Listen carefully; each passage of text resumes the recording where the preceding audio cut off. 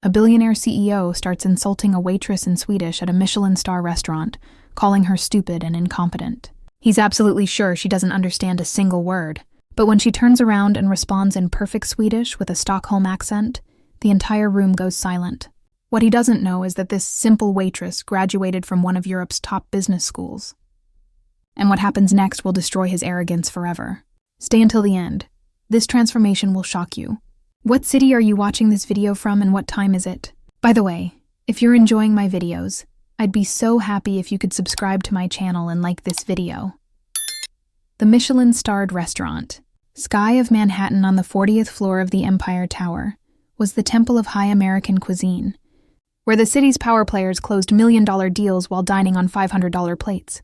That Friday night, Michael Thornton, 38, multimillionaire CEO of tech giant Thornton Tech, sat at the best table with 3 important Swedish clients. When the young waitress brought the wrong wine, Michael exploded. He started insulting her in fluent Swedish, vulgar, and degrading words, sure that a simple American waitress wouldn't understand. He spoke of her incompetence, her obvious stupidity, how people like her ruined world-class restaurants. The Swedish clients laughed uncomfortably, but then the waitress Sarah Mitchell, 26, turned and responded in perfect Swedish with an impeccable Stockholm accent, dismantling each insult with icy elegance that froze everyone's blood at the table. What Michael didn't know was that Sarah had lived 10 years in Sweden. She had graduated from Stockholm School of Economics and was serving tables only temporarily after a family tragedy. And what he was about to discover would destroy his arrogance and change both lives forever. New York City glittered. Under the night lights, as Sarah Mitchell adjusted her black uniform in front of the staff locker room mirror, black skirt to the knee, impeccable white shirt, perfectly pressed white apron, chestnut hair pulled back in an elegant bun, she looked like any waitress in one of Manhattan's most exclusive restaurants. No one would imagine that just 8 months earlier she was a promising financial analyst in Stockholm with an ocean view apartment and a bright future. But life had other plans. Her father had suffered a devastating stroke. Her mother, already frail in health, couldn't manage alone. Sarah was an only child. There were no alternatives. She had left everything, the job, the career, the life she had built in Sweden for 10 years, and had returned to New York to care for her parents. Savings ran out in a few months between medical treatments and therapies. She needed to work anything quickly. The restaurant was hiring, paid discreetly well, and night shifts allowed her to be with her father during the day. She left the locker room and entered the restaurant dining room. The Sky of Manhattan was spectacular. Floor-to-ceiling windows offering an impressive view of the illuminated city, spaced tables with immaculate white tablecloths, crystal glassware gleaming under soft lights, an atmosphere of discreet luxury that attracted CEOs, politicians, celebrities. Sarah had been serving tables for 2 months. She smiled, took orders, brought $500 plates, received generous tips, and didn't think. Thinking hurt too much. The maitre d', Mr. Rivera, assigned her table 7, an important reservation. Michael Thornton with 3 international guests. Rivera was clear. Thornton was a VIP client, CEO of Thornton Tech, estimated net worth over $2 billion, one of the most powerful men in the American tech scene. Treat him with kid gloves, Rivera said. Whatever he wants, give it to him. Sarah approached the table with her perfectly calibrated professional smile. Michael Thornton was exactly as he appeared in business magazine photos. Arrogantly handsome, dark hair slicked back, square jaw, cold gray eyes, dressed in a suit that probably cost Sarah's monthly salary. He was talking with 3 men around 40, clearly Nordic by their appearance and clothing. Sarah took the orders efficiently. The men talked about acquisitions, valuations, market shares. Michael dominated the conversation with that confidence that comes from absolute power. They ordered wine, a Napa Valley Reserve 2010 $800 bottle. Sarah wrote everything down, smiled politely, withdrew. In the kitchen, the sommelier prepared the bottle, but there was a problem. The Napa Valley Reserve 2010 was sold out. Only the 2012 remained. Still excellent, but not the order. The sommelier looked at Sarah with discomfort. They couldn't keep Thornton waiting. Take him the 2012, he said. He won't notice the difference. Sarah hesitated but obeyed. She was just a waitress, she couldn't decide. She returned to the table with the bottle, opened it masterfully, served a sample to Michael. He tasted and immediately stopped. His eyes froze. He looked at the label, then looked at Sarah with contempt that chilled her blood, and started speaking in Swedish. The words were liquid poison. Michael spoke in a low but cutting voice, sure that an American waitress wouldn't understand. He said it was obvious how stupid she was, that she probably couldn't even read properly, that incompetent people like her ruined restaurants of this caliber. He said she should go back to cleaning floors, instead of serving at tables where million-dollar decisions were made. His Swedish clients laughed nervously, clearly uncomfortable, but not wanting to contradict an important potential partner. Sarah stood motionless. She felt each word like a slap. She had spent 10 years in Sweden. She had studied at Stockholm School of Economics. She spoke Swedish like a native with perfect Stockholm accent. She understood every syllable of the deliberate and cruel insult.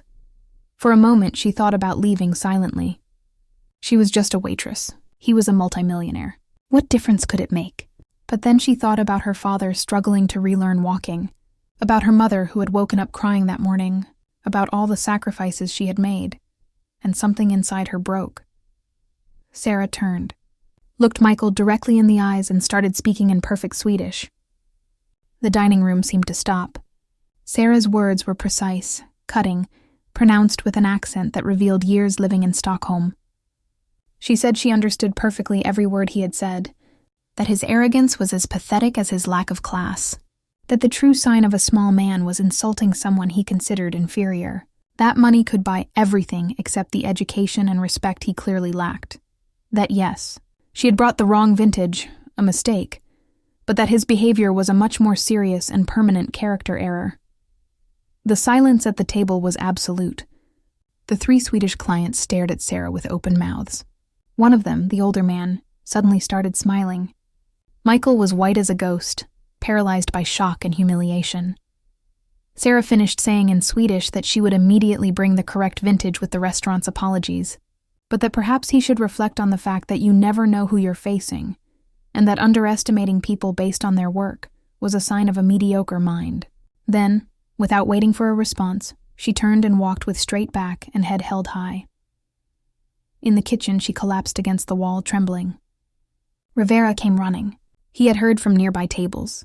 Sarah expected to be fired. Instead, Rivera looked at her with something like respect and said he would handle the situation. He told her to take 5 minutes. In the dining room, the older Swedish client had started laughing. He told Michael in Swedish that this had been the funniest thing he'd seen in years, that maybe he should be more careful about who he insulted. The other 2 clients nodded, clearly amused by Michael's humiliation. The business dinner meant to impress them had become a disaster. Michael burned with shame and rage, but underneath, very underneath, he felt something more. Admiration. That waitress had dismantled him with elegance and intelligence few had shown him. Who was she really? The next day, Michael couldn't stop thinking about that waitress. The scene replayed in his mind. Her eyes looking at him with controlled contempt, her perfect Swedish, her dignity while verbally demolishing him. No one had ever spoken to him like that. No one had dared. He did research, called the restaurant, spoke with Rivera, asked for information. Rivera was reluctant, but Michael insisted. He wanted to know who she was. Not for revenge, he said, but to understand. Rivera finally gave in. Sarah Mitchell, 26 years old, had worked at the restaurant 2 months. No other information available. Michael did what he always did when he wanted information, used his connections. A private detective, 1 day of investigations, and he had a complete file. Sarah Mitchell, born in New York. Moved to Sweden at 16 with a scholarship. Degree from Stockholm School of Economics with honors. Had worked for a prestigious financial consulting firm in Stockholm. Was on track to become partner. Then 8 months ago, she had left everything and returned to America. The detective investigated deeper. Sarah's father had suffered a severe stroke. It had cost a fortune in treatments. The mother had heart problems. Sarah had returned to care for them. She had exhausted her savings and now worked as a waitress to survive while caring for her father during the day. Michael read the file 3 times. He felt something he hadn't felt in years. Shame, real shame. He had insulted a woman who had sacrificed a brilliant career to care for her sick parents. He had called stupid a graduate of one of Europe's best economic schools. And he had done it because she wore a uniform and served food. He spent the next week in a state his colleagues found concerning. Michael Thornton was never distracted, but now he was. He kept thinking about Sarah, not just from shame, but from something more. He was intrigued. He wanted to meet her, wanted to apologize, wanted to understand how a person could be so strong. He decided to return to the restaurant. The following Friday, he reserved the same table, this time alone. Rivera received him with professional caution. Michael explicitly requested that Sarah attend his table. Rivera hesitated. Sarah had asked not to be assigned to Michael if he returned, but Michael insisted. He wanted to talk to her, wanted to apologize. Sarah heard the request and wanted to refuse, but she needed the job. She couldn't afford to be difficult. She accepted, but with an icy look that made clear to Rivera she wasn't happy. She approached Michael's table with neutral expression. She didn't smile, didn't pretend, simply waited for him to order. Michael looked at her, and for the first time in his life felt truly small under someone's gaze. He started speaking in English this time. He said he had come to apologize, that his behavior had been unforgivable, that he had discovered who she was, and felt even worse knowing how much she had sacrificed, that he had no excuses for his behavior except arrogance and presumption, that he understood if she couldn't forgive him, but wanted her to know he deeply regretted it. Sarah listened in silence, then said with cold voice that she accepted his apology because she was polite, but that apologies didn't change who he was. A man who insulted those he considered inferior didn't change with apologies. If he really wanted to change, he had to look inside himself and understand why he had felt the need to humiliate someone. The words hit Michael like punches, but they were truth. Every syllable was truth. He ordered something random. It didn't matter what. Sarah wrote it down and left. Michael sat staring out the window at New York's lights, feeling empty. But he didn't give up. He kept returning. Every Friday night for the next 4 weeks, always alone, always requesting Sarah.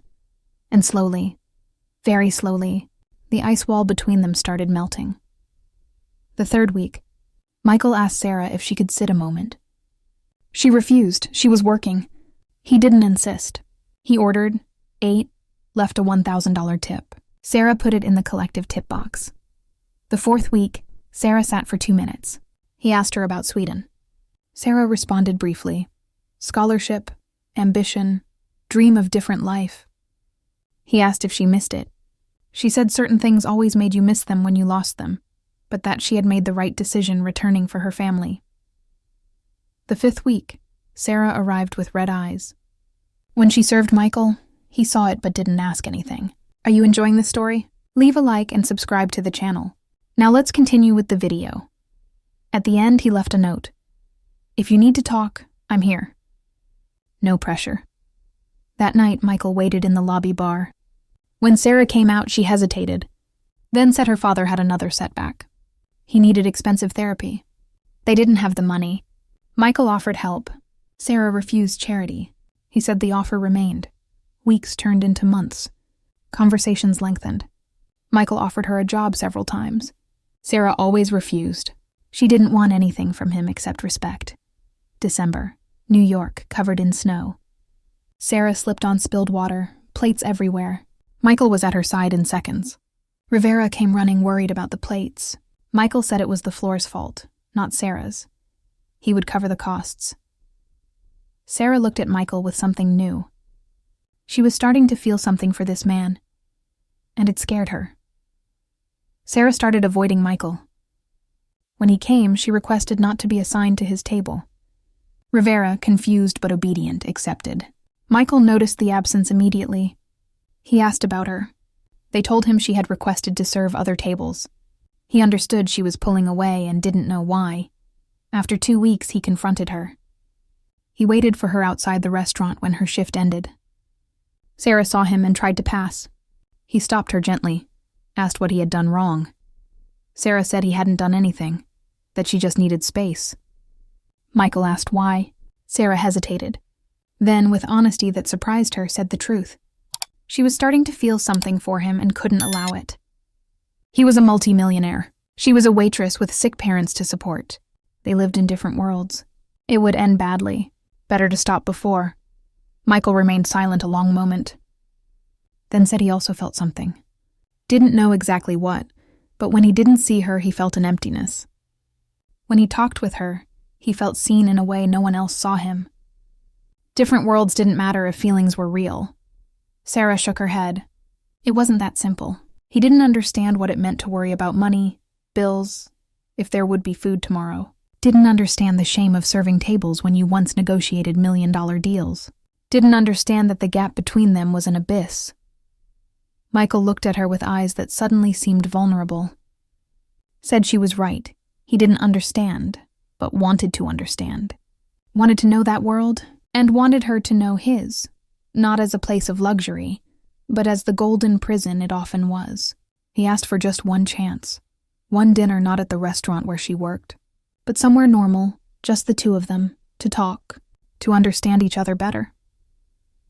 Sarah knew she should say no, but looking at his eyes, seeing the sincerity there, she couldn't. She said yes. The dinner was at a small tavern in the outskirts, the kind of place Michael hadn't frequented in years. They ate simple tapas, drank house wine, talked for hours. Michael spoke of the loneliness of success, how everyone wanted something from him, how he never knew if people appreciated him for himself or his money. Sarah spoke of the weight of giving up dreams, of the beauty of sacrificing for love, but also the pain of losing yourself in the process. When they left, it was almost midnight. Michael accompanied her to the subway stop. Before she went down, he took her hand, asked if they could see each other again. Sarah looked at their intertwined hands and felt something give way inside. She said yes. They started seeing each other regularly. Simple dinners, walks, conversations lasting hours. Michael started seeing New York with new eyes through Sarah. She showed him hidden corners, places where normal people lived, far from Michelin-starred restaurants and VIP events. And slowly Michael started changing. He became less arrogant, more conscious, more human. Sarah introduced him to her parents. Sarah's mother was initially suspicious, but Michael won her over with genuine sincerity. The father, still struggling with post-stroke language, shook his hand firmly and nodded approval. Seeing Michael interact with her parents with respect and kindness did something to Sarah's heart. She was truly falling in love. The story started leaking into Manhattan high society. Michael Thornton was dating a waitress. The tabloids loved it, the multimillionaire and the modern Cinderella. Photos of them together started appearing online. Sarah became an object of gossip and in some circles of mockery. At the restaurant, some customers started treating her differently, some with morbid curiosity, others with barely veiled contempt. Rivera called her to his office. He told her the situation was becoming difficult. Some clients had complained. Perhaps it would be better if Sarah understood. She was about to be fired. Before Rivera could finish, he received a call. It was the restaurant owner. He spoke 5 minutes. Rivera's face grew paler and paler. He hung up and looked at Sarah with strange expression. Said she was staying. More than that, she was promoted to maitre d'. Sarah was confused until she realized. Michael had bought the restaurant. She confronted Michael that night. She was furious. He thought he could buy her. Michael was calm. Said he hadn't bought the restaurant for her. He had bought it because it was a good investment, and because he hated seeing good people mistreated. If she wanted to work there, fine. If she wanted to leave, also fine. But he wouldn't see her fired because some idiots couldn't accept that he chose whoever he wanted. Sarah didn't know whether to be moved or angry. In the end, she was both. She told him she didn't need him to fight her battles. Michael responded he knew that, but that when you love someone, you can't stay still while they're hurt. The words hung in the air. When you love someone, Michael realized what he had said. Sarah stared at him. Neither moved. Then Sarah said with low voice that she also loved him, but that love wasn't enough. The gap between them was too great. His world was already judging her. Her family looked at her with concern, fearing she'd get hurt. And she herself didn't know if she could live in that world of luxury and expectations when she came from so far. Michael took her hands. Said she didn't have to live in his world. They could create a new one together. A world where he learned humility and she recovered her dreams. Where his money served to help, not divide, but that he couldn't do it without her. He needed her to stay connected to reality, to remind him what really mattered. Sarah cried. Said she was afraid of losing herself, afraid of becoming just the multimillionaire's girlfriend, afraid that one day he'd wake up and realize he could have anyone. Michael kissed her tears and promised he would spend every day proving to her that she was who he wanted. Not because she was perfect, but because she was real. 6 months later, Sarah walked through Thornton Tech offices, not as a visitor, but as the new chief financial officer. Michael had insisted her experience and intelligence were wasted serving tables. He had offered her the position, but only after she went through the same interview process as all other candidates. She was hired on merit, not love. The first months were difficult. Some employees viewed her with suspicion, thinking she was there only because of her relationship with the CEO. Sarah worked harder than anyone else, arriving first and leaving last, proving she deserved that position. Slowly, very slowly, she earned respect. Sarah's father improved with the therapy Michael had insisted on paying for as a gift, not loan. He started walking again, speaking more clearly. The mother regained strength seeing her husband improve and daughter flourish. They moved to a better apartment, still modest but comfortable, paid by Sarah with her new salary. Michael also changed. He became known not only as a ruthless businessman, but as a philanthropist. He started scholarship programs for meritorious students from low-income families. He opened free training centers to teach tech skills. When asked what had inspired the change, he said simply that someone had shown him that a person's value isn't in their bank account, but in their character. 1 year after that fateful night at the restaurant, Michael took Sarah to the same table in the sky of Manhattan, but this time they were there as guests, not as client and waitress.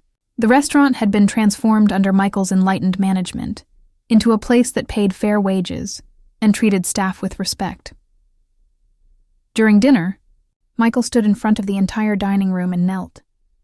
He said that 1 year before he had been the most arrogant and blind man in New York, that he had insulted the woman who would become his salvation, that she had shown him who he could be if he only chose to be better. He asked if she would marry him, not because he had money or power, but because he loved her and wanted to spend the rest of his life trying to be the man she deserved. Sarah cried, laughed, and said yes. The dining room erupted in applause. Among the crowd, Rivera, now general manager of the restaurant, applauded with pride. Sarah's parents, seated at a nearby table as a surprise, cried with joy. The wedding was modest by multi-millionaire standards.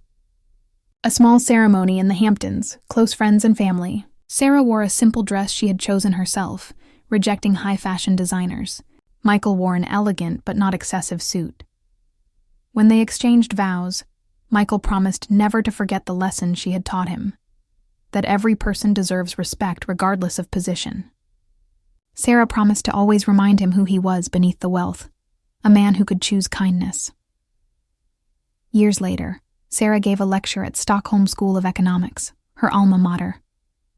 She told her story, from brilliant student to promising analyst, from the waitress who had left everything for family, to CFO of one of America's largest tech companies.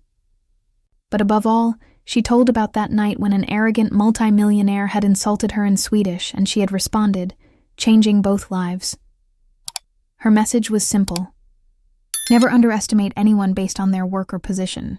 Today's waitress could be your boss tomorrow. The person you despise could be who teaches you the most important lessons. And sometimes, from the ugliest moments, the most beautiful things are born if we have the courage to see them. In the audience, Michael listened to his wife with pride. Next to him, their 3-year-old daughter played with an illustrated book. Her name was Astrid, a Swedish name Sarah had chosen to honor the country that had given her so much. And when Sarah finished the lecture with a thank you in her perfect Swedish, Michael stood and applauded louder than anyone, because he had learned that true power wasn't in humiliating others, but in elevating them. That true wealth wasn't in his bank account, but in the extraordinary woman who slept next to him every night, and that life's most important lessons sometimes come from the people you least expect, in the most unexpected ways. If only you have the humility to listen. Like if you believe respect is earned with character, not bank account. Comment if you've also judged someone too quickly and then discovered how wrong you were. Share this story to remember that every person you meet is fighting a battle you don't know. Subscribe for more stories that show how arrogance can transform into growth, and the most unlikely encounter can become the truest love. Sometimes it takes a moment of deep humiliation to awaken to our own arrogance. Sometimes it takes a person who refuses to be intimidated to show us who we could be. And sometimes the insult we think will destroy someone becomes the catalyst that destroys our prejudices and rebuilds us into better versions of ourselves, because, in the end, it's not where you start in life that defines who you are, but how you choose to treat others along the way. And true privilege is never having more, but being wise enough to recognize value in everyone.